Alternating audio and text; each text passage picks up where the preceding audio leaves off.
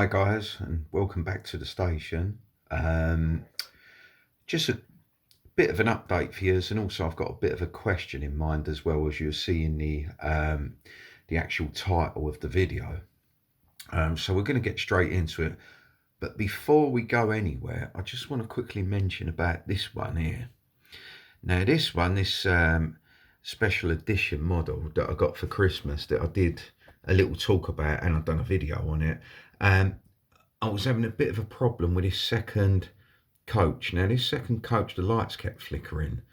Couldn't work it out. Everything was in place. It was all plugged in correct as well. And it just didn't make sense. So it turned out that what I did, I put it onto a different track. Now, as you know, I'm running on DC. I've got my DC controller under here, but I've been running other things on these cheap fire hazard, if you like, 1980s controllers as well. Now, when I put it up on the main line up here, with the different controller, that bigger DC controller I showed you, not the cheap and nasty fire hazard type, the light stopped flicking, so it's got to be down to the power. Now this year, probably within the next few months, I will be going DCC. It's something I've got to do. I've heard so many people talking about it and the things you can do. One person on one of their channels mentioned that basically with DC, all I'm actually doing is just putting power to these trains and moving them backwards and forwards. And basically that's what's happening. No control over the lights, no control over sound. And also I'm getting a load of problems with points and all sorts. It's not a bad size layout. I should have really measured it before I've done this video, but it's quite a decent size layout. Now the problem is, as the trains come along, and they go back, as they come over this side, what happens is the trains start to slow down. They slow down, they lose a lot of power, and by the time they're round this side, the complete opposite side to where the transformer's feeding it, and they're losing quite a lot of power. They're slowing down, they're jolting round bends. I've cleaned the track and everything, and well, done what I can, or well, what I know.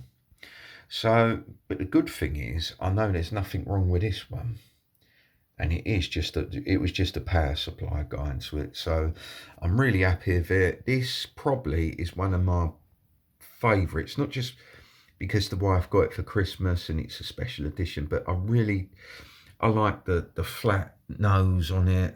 I like the colour on it. Like I said, I've added some colour, splash of colour. Everything was done this grey and blue, which I do actually like. But yeah, so that's that sorted. Before I go over the update and let you know what I've actually done so far, I've got a question. A question of cork.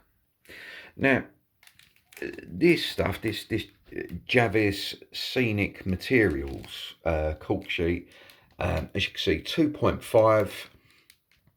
But when you look at it, it's 2.5 by 914 millimeters by 610 millimeters. Now, it's not a very big roll of cork, is it? But the price of this stuff, £10.75. Like I said, I ain't got a small layout, but I've actually got through, 3 of these already. Now, to think that we actually cut such a small piece, or such a small width, it's only actually got to cover the tracks, as you can see, the actual, like the actual width of the track, if you like. So you can get quite a bit out of this stuff. Now, here's my question of cork is, well, is it really worth it? Now, the reason I say this is because I only bought these rolls of cork. I listened to my local model shop. I bought it off him. He's a nice guy, really nice guy, actually, really helpful. But we're buying cork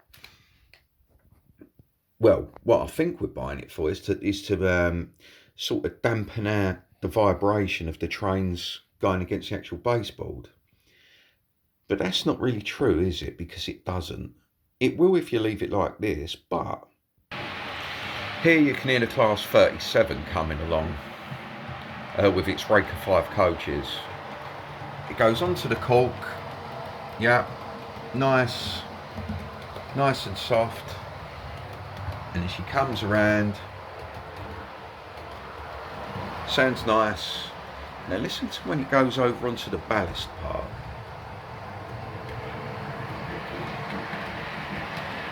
There you go, that high-pitched tone, that really high, much louder sound coming out of it. Now here's my point, and this is where I want you guys to help me out with the comments below if you can. This has probably been covered a gazillion times on other videos. If it has, I really don't know where. I've tried to look for things. I'm not happy with what I've been finding, but I'm definitely not happy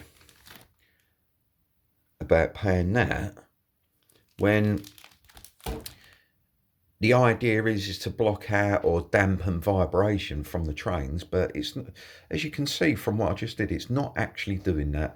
When PVA dries, and it dries rock solid, it's a hard plastic.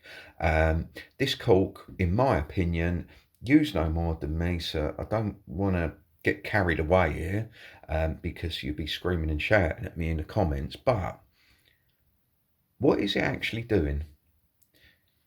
Now, some of you say, well, I'll tell you what it's doing. It's giving you a nice shoulder.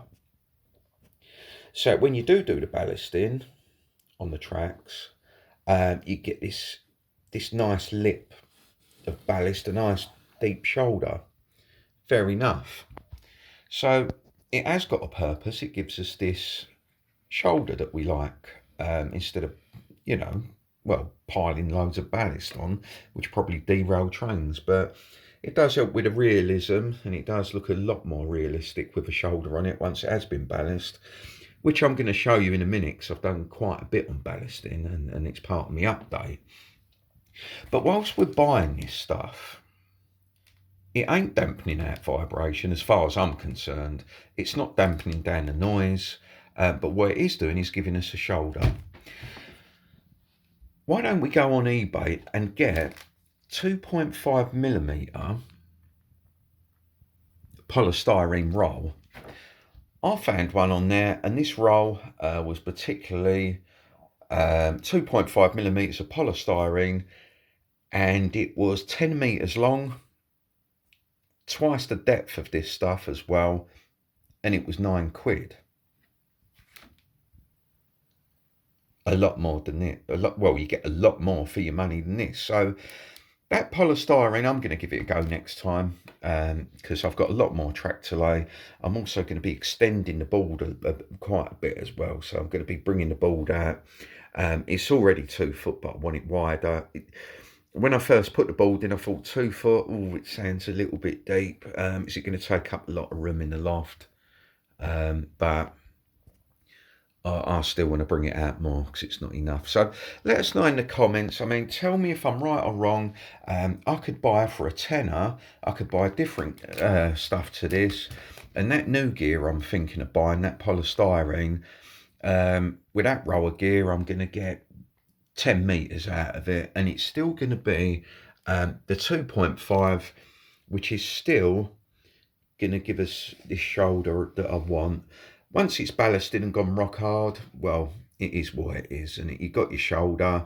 Well, that's it. So let us know what you think, because like I said, you all know I'm still fairly new to it. I've been doing this since last summer, but let us know what you think.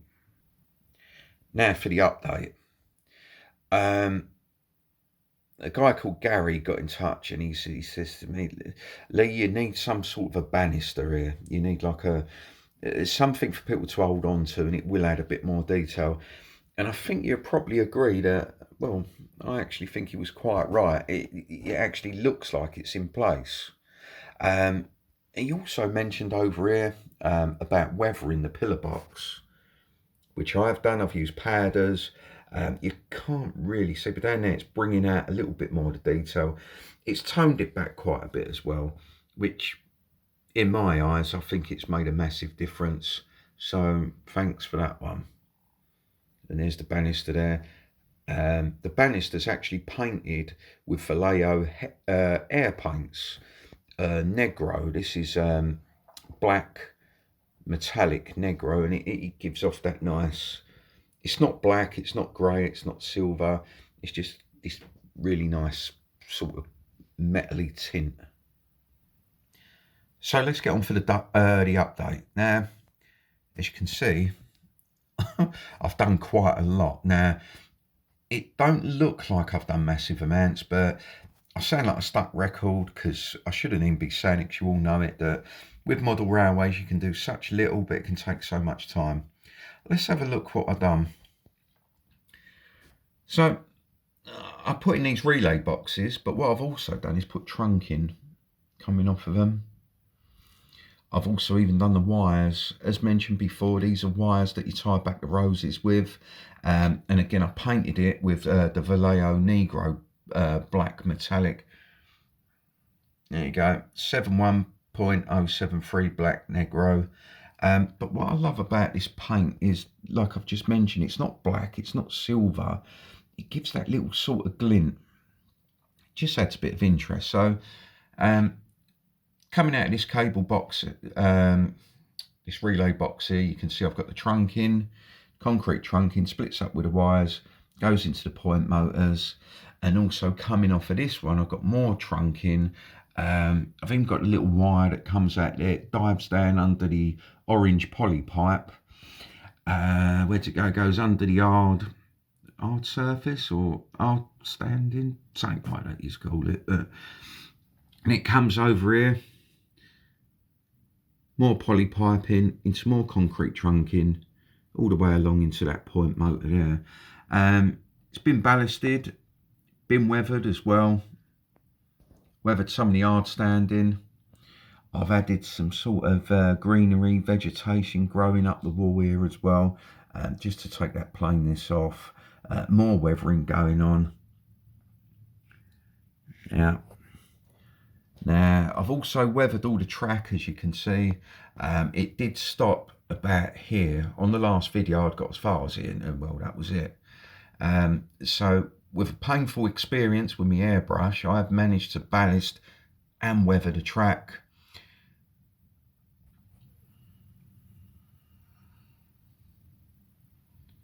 All the way. I've got a relay box here as well.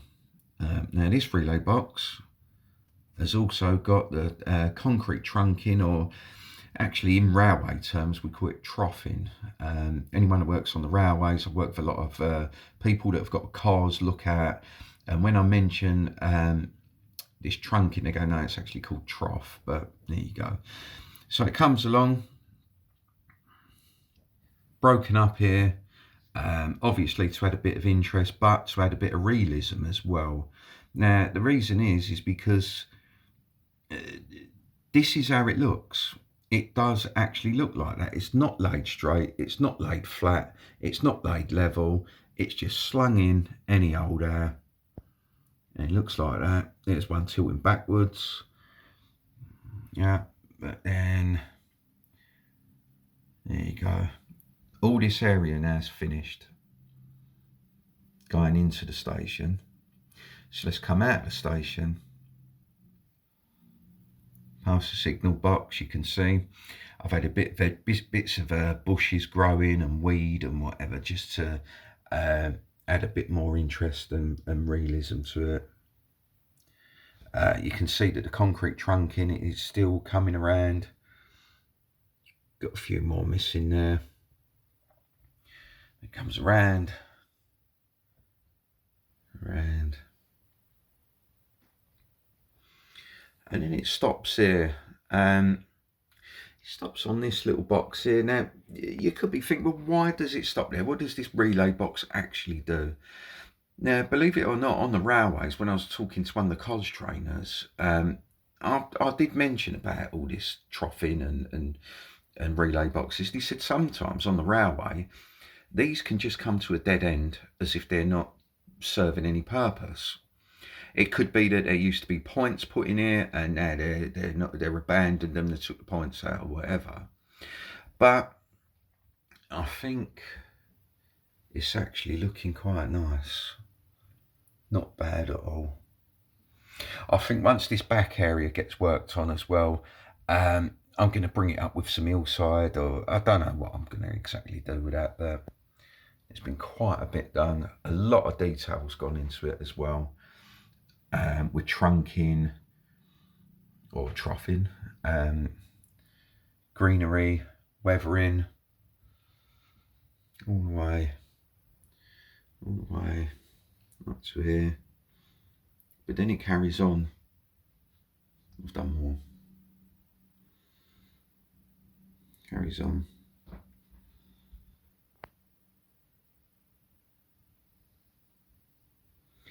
And now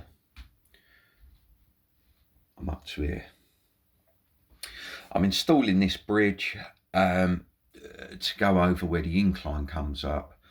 I'm just in the process of working out the actual dimensions for realism, using this transit van, for instance. But I've got to work it out so that I can get two-way traffic going on there. But the main thing is so that it comes round and it's got room to turn. Now, like this, it don't look right because there's not enough gap. But I think if I cut this back, so it's sort of back like that, I think I'm going to get away with something or thereabouts. So continued with the track. The track's all laid, it's all weathered all the way round, and then it starts stopping about here. Done the ballasting, I ain't weathered it. I've had a lot of problems with the airbrush. I've got a Badger 105 Patriot, and to be honest, well, it's going, and that's the end of it. I've ordered an eye water. The Badger just keeps blocking up continuously. I bought new needles for it. I've cleaned it extensively. I bought new one-way valves for it, and since I've had the airbrush, it's nothing but problems. So I don't know if yous have had better luck with a Badger 105, but I haven't. And to be honest, to get this part here done, it just took forever. For some reason, my airbrush, I've looked online, I've checked the pressure, but it just blocks up too easy. I use thinners, I use Tamiya thinners. But just to get this bit here done, I mean, it is just took so long because of the problems I've had with this airbrush. But I've got an eye water on order. It's going to be here soon, so I can continue airbrushing. I don't need it just yet. Like I said, I'm really sort of working on this area here now. This is going to be like a tan area. Got a Metcalf kit there all built up. Might put another one there. Definitely got to do something with this and work out what I'm doing over here. So it all brings this little tan scene in. But as you can see, it's really coming along now.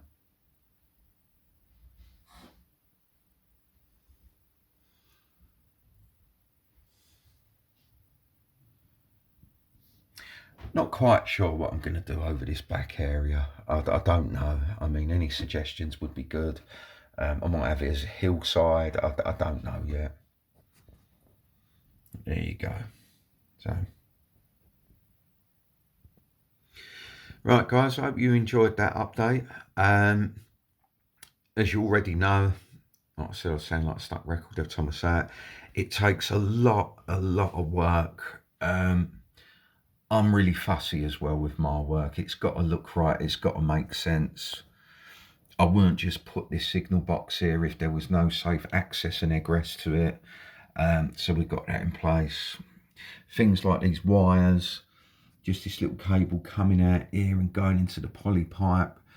You can see just there's a tiny bit of pipe coming out there.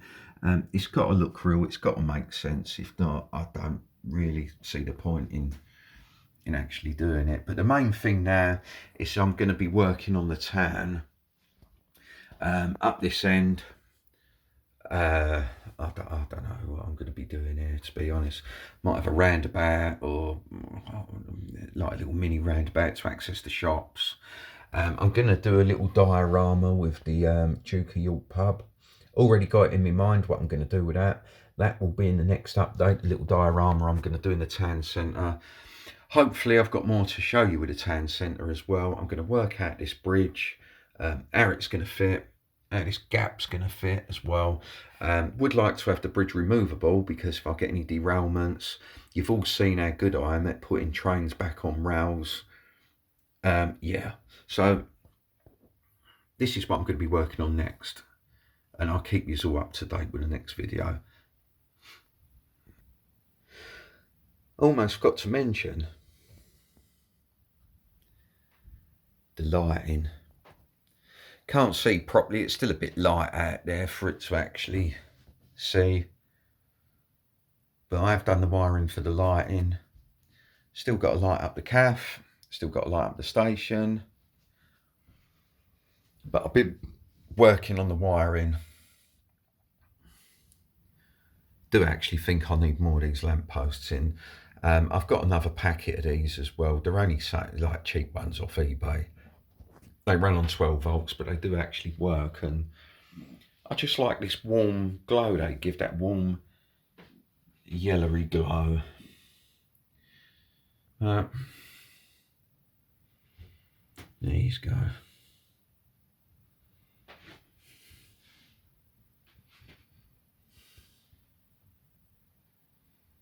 Yeah, so there you go. That's all the updates I've got to give you for now. I will be back soon, working on the town scene and my diorama. Still a couple of bits to do to the station. There's still no platform numbers. It doesn't even tell you what station you're pulling into. It needs signs saying Cranham as well. So what I'll probably do is I'll print some more signs off, and I'll get them on the platform as well. Yeah, so that's it for now. So cheers for now. Catch up with you all soon. Look forward to hearing what you think about the question on Cork, well, and about the railway in general, really. So take care, you lot. Speak soon. Ta.